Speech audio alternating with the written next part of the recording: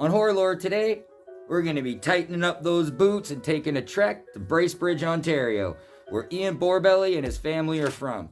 The story doesn't start in Bracebridge, but it ends up there. Now, in 2003, Ian Borbely, he was a bodybuilder from Bracebridge. He also did side contracting work doing fencing out in Toronto. Now, one night in 2003, Mr. Ian, he met a woman named Samantha Collins. Who was Samantha? She was a single mother, even though she didn't have custody of her child. She did stripping, she sold drugs. She was not the nicest chick, but Ian thought she was smoking. They hooked up at that party in 2003, and right after that hookup, bam, Ian said, "You know what, Sam? You're coming to move in with me." Now, Ian, he came from a really well-off family. His family was very professional, they were all successful, and even Ian himself, he was described as an amazing guy, very hardworking, took care of his body, and he was, like I said, he was a bodybuilder in Bracebridge. And he moved out to Toronto, and he continued doing bodybuilding. He was a fitness trainer out there, as well as on the side, he did contracting work, building fences. So, in all, terms of the word, he had his shit together. Now, Samantha Collins, she had a bit rougher of a history.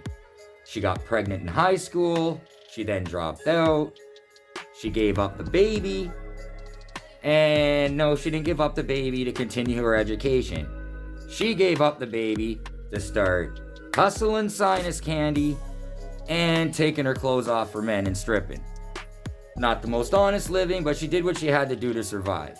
And her life maintained that way up until 2003, when her and Ian met at that mutual friends party. As I said, Sam, Ian, together. Now, while their relationship started out in Toronto, the first few months of it, according to people, were just a blur. It was nothing but alcohol, drugs, partying, and 90% of the time, they didn't even have enough money to cover their rent. And on top of that, Ian, where he worked doing side jobs, doing fencing, right beside that was a construction company, and Ian was arrested for theft for stealing materials from the neighboring construction site. So now he's facing charges, he has no money, he's hooked on dope. Pretty much the reason for him being out in Toronto, there's no reason to know. So him and Sam packed up everything they could, everything, into this tiny car, and they got out of Dodge, and they went all the way to Ian's parents' house, who were in Bracebridge, Ontario. The Toronto police did issue a warrant for Ian's arrest, but nothing ever came of it. How to Avoid Warrants 101 by Ian Borbely. New York bestseller, I'm telling you now. Now, once Ian and Sam arrived at Ian's parents in Bracebridge, Ian's mom, he didn't like Sam right off the bat. She could see right through her. She's like, she's a bad influence. I don't like her around my son. This is shit. And she ignored her. Literally pretty much turned her back to her the entire time and said, "You might be in my house, but that don't mean I gotta talk to your ass." And that's exactly the attitude Ian's mom had. And it continued like that, because not long after, in 2004, while living at Ian's parents' house, Samantha got pregnant with Ian's kid. Now, in May of 2004, Samantha Collins, she gave birth to her and Ian Borbely's son. And right after that, they moved out of Ian's parents' house. And Ian's mom was jumping for joy, clicking her heels, going down the yellow brick road. She was happy as shit. So they got themselves an apartment downtown, Ian and Sam. And as soon as they moved into that apartment downtown Bracebridge, it was a nightmare. They were fighting all the time. They couldn't pay their rent. At one point, like a Super Mario character, Sam even threw a plate of spaghetti at Ian's head. Well, it got so bad that the landlord of that apartment even paid them $900 to get the out of there. Literally, when you got your landlord coming to offering to pay you to get out, you should be winning Tenant of the Year award, right? My landlord just asks me for money. He doesn't ever give it to me. And right after that $900 payout from that previous landlord, they moved into another apartment. And they got kicked out of there too for not paying rent. So from there, they ended up finding a bungalow on the Muskoka River, and they moved into there And Ian, he started beginning a new job doing contracting work again, thinking, all right, third time's a charm, third time's a charm. And Samantha Collins, she even found herself work too. She found work at a small local restaurant in Bracebridge called the Purple Pig, and she started seeking counseling for her addictions to, the devil's dandruff. So things were looking alright, but no.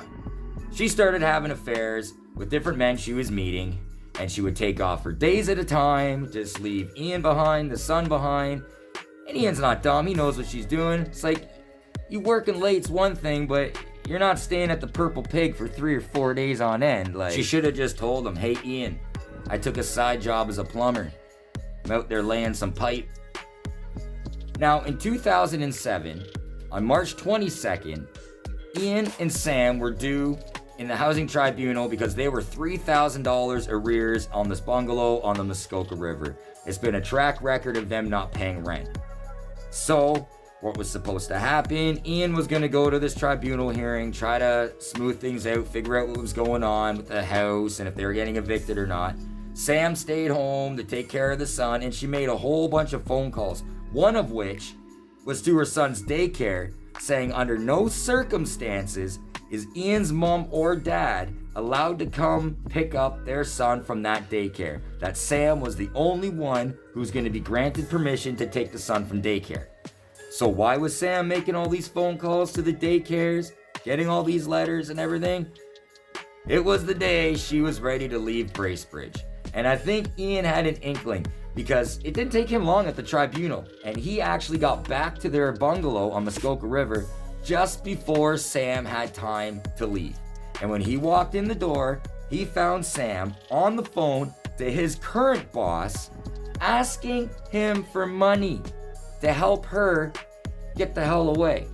So Ian walks in furious, confronts Sam. He makes something up to get her off the phone, telling her like, hey, we're not getting evicted, or whatever he told her. But Sam, she got off the phone with his boss, and they begin a conversation. That conversation made UFC look like teddy bears. He grabbed something that he had, a blunt object, and he started attacking Sam.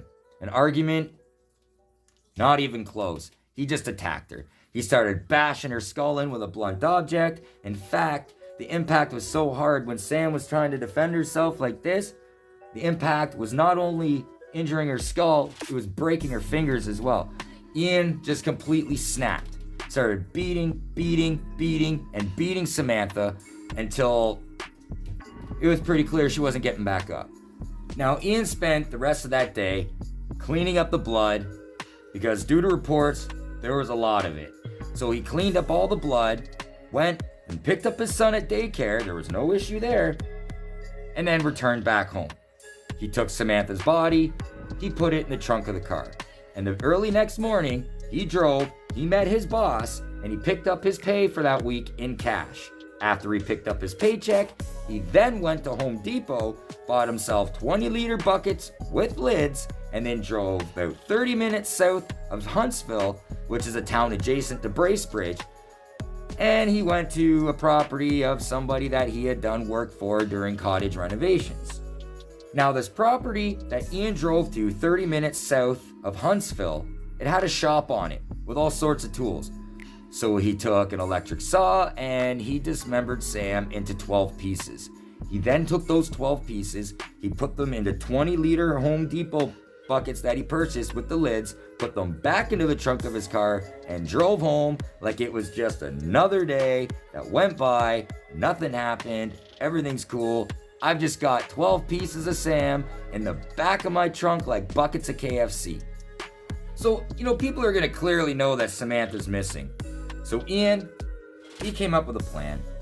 He started telling everybody that he woke up to a note that said, quote, F you, I'm out of here. He started telling friends and family that she took off, she drained her bank account, she went down to areas as Oshawa, Ontario, Hamilton, Ontario, all over the map. Every person he told she was in a different location doing a different thing. But the moral of the story was that Sam left and she wasn't coming back, that she just up and left him that she was just full of tangled lies. And people believed it because not too many people were fond of her and could see right through her, knew about her past, kind of held it against her, and they weren't surprised by the move. So everyone was kind of taking Ian's, taking his word for it. Now, Ian, he started getting really sloppy. Either the heat was getting to him, or he just had a big head and thought he got away with it.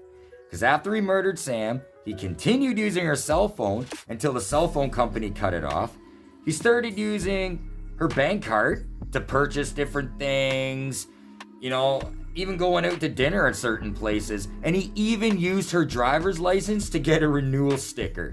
So it wasn't going to take long before people figured this out, because if Sam drained her bank account and just took off like she said, Ian wouldn't have possession of all this crap. He wouldn't have her license, he wouldn't have her bank card, he wouldn't have been using her cell phone. So he basically at this point was just narking on himself without even realizing it. A perfect example of self-snitching.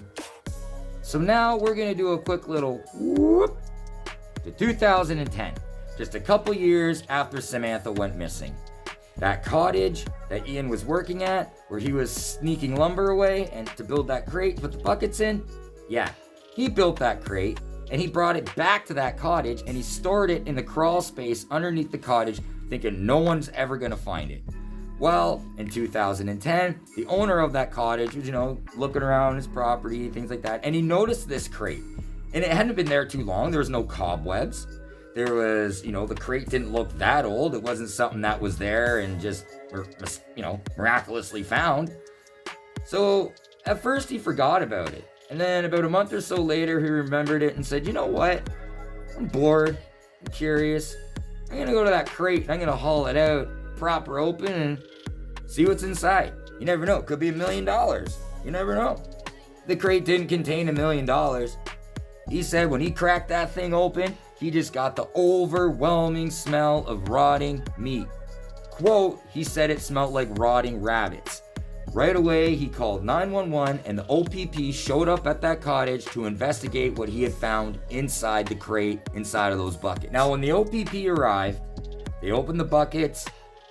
First thing they found in bucket A, or bucket 1, was the torso of Samantha. They started opening up other buckets and found more of her remains. She was identified by fingerprints they already had of her on file from previous criminal convictions or interactions, as well as her tattoos that were on file, and that's how they were able to identify her. And it's going to be impossible. There's no evidence to link Ian to this, even though he quickly became the first suspect, because that apartment they shared together, which they were evicted from, had clearly been cleaned out for new tenants to move in. So any chance of evidence there, out the window. And it's been so long, it's been 3 years since Samantha disappeared, that likely all evidence was gone. So now it's more so hearsay and suspicion, but Ian Borbely, he was suspect number 1 from the second they opened that crate and they identified those remains as Samantha's. So now at this point, Ian, he had relocated with a new girlfriend and he lived in Aurelia, Ontario. And police, he's the only suspect they had. So in a ploy, undercover detectives, they approached Ian Borbely's new girlfriend in Aurelia, pulled her aside and said, look, we need you to do something to help us incriminate Ian. We need him to come clean. He is the main suspect in his ex-girlfriend's murder. And the new girlfriend, she was scared off her rocker and she agreed to cooperate with the police. And during that, the police, they wiretapped Ian's phone, they wiretapped his parents' phone. Now, during one of these conversations between Ian and his parents that the police had tapped and they were listening to, Ian began talking about the death of Samantha. And in fact, this is a quote. He said, "She is a piece of shit that deserved to be flushed down the toilet." That is a quote. And that is what police needed to be like, you know what, Ian? You're an idiot and we got you. So one day, Ian's driving down the highway, loving my life. I'm doing this. I killed my ex. I got away with it. I'm the best thing on earth. Whoop, whoop. The cherries light up. They pull over Ian on the side of the highway and they arrest him for the murder of Samantha Collins. Ha! Gotcha, bud. Now, when it got the trial was literally a circus. It was just as much of a nightmare as the crime itself. Even the judge himself at the Bracebridge courthouse started getting piced, getting real tickered off. So many mistakes were made by everybody, including the police. When Ian was arrested, he was charged with second-degree murder and indignity to a dead body. However, when the police arrested him, they did not inform him of all the other charges. They only let him know of second-degree murder. So Ian had charges he didn't even know about. Now, towards the end of this melee of a trial, after Ian Borbely had numerous charter rights and rights of his breached, police didn't have a hell of a clue of what they were doing, and the judge was so fed up with what he was seeing, he was ready to retire law and become a greeter at Walmart. However, the jury reached a decision and slid a piece of paper to the judge. And on that piece of paper, the jury found him guilty of second-degree murder, they found him guilty of indignity to a dead body, and he was sentenced to life in prison with no chance of parole for 19 years. So that's the crazy tale of Ian Borbely and Samantha Collins out of Bracebridge, Ontario.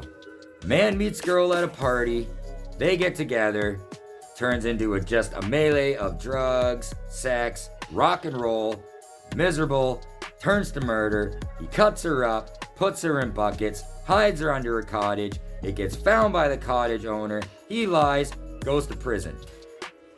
Moral of the story is if you meet somebody and it doesn't work, don't be with them, man. Break up with them. There's the door, go. It's not much to break up with somebody and leave. You don't have to take freaking circular saw and cut their arms and legs off and stick them into Home Depot. I'm sure Home Depot appreciates the business, but I don't think they designed those buckets for that. Of course, I would like to once again thank you for tuning in to another episode of Horror Lore. Please like, please share, please comment, please subscribe, and if you would like to further support this channel, ways to do so are posted in the description below.